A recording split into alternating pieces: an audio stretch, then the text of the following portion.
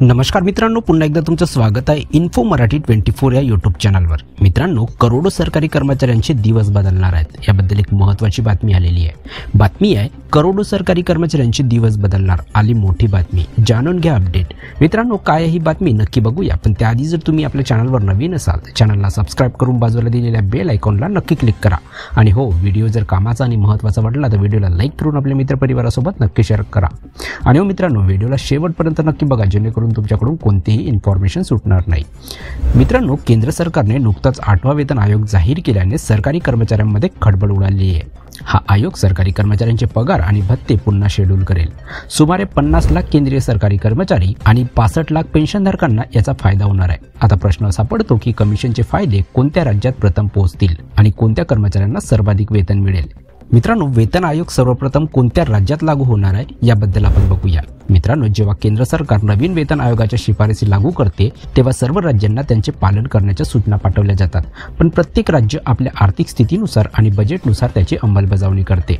मागील अनुभव पाहता ह्या शिफारशी उत्तर प्रदेश, महाराष्ट्र आणि गुजरात सारख्या मोठ्या आणि आर्थिकदृष्ट्या मजबूत राज्यांमध्ये प्रथम लागू केल्या जाऊ शकतात।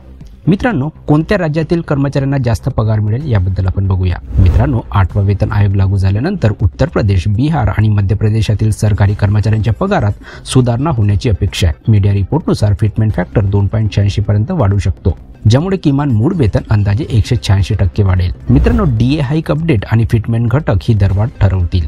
राज्य सरकारांनी ही नवीन योजना स्वीकारल्यास कर्मचाऱ्यांची आर्थिक स्थिती बरीच सुधारेल। त्यांचे राहणीमान तर सुधारणारच, पण त्यामुळेच राज्याची प्रशासकीय कार्यक्षमताही वाढू शकते। समजा एखाद्या कर्मचाऱ्यांचे किमान मूळ वेतन 22,000 रुपये असेल तर 8वा वेतन आयोग लागू झाल्यानंतर पगारात 62,920 रुपयाची वाढ होईल। याची गणना करण्यासाठी तुम्हाला तुमच्या मूळ पगाराने वाढलेला फिटमेंट घटक गुणाकार करावा लागेल। गुणाकारानंतर दिसणारी आकृती किंवा वर्धित किमान मूळ वेतन असेल। मित्रांनो, 7व्या आयोगात फिटमेंट फॅक्टर काय होता याबद्दल आपण बघूया। जेव्हा सरकारने 7वा वेतन आयोग लागू केला तेव्हा फिटमेंट फॅक्टर 2.57 होता, त्यानुसार पगार 2.57 पट वाढला। 6व्या वेतन आयोगाच्या वेळी फिटमेंट फॅक्टर 1.86 होता। हे पगारातील विविध वाढ दर्शवते। तर मित्रांनो, कशी वाटली ही कामाची आणि महत्त्वाची बातमी? जर बातमी कामाची आणि महत्त्वाची वाटली असेल तर व्हिडिओला लाईक करून आपल्या मित्रपरिवारासोबत नक्की शेअर करा। तसेच जर तुम्ही आपल्या चॅनलवर नवीन असाल तर चॅनलला सबस्क्राइब करून बाजूला दिलेल्या बेल आयकॉनला नक्की क्लिक करा। व्हिडिओ बघितल्याबद्दल खूप खूप धन्यवाद।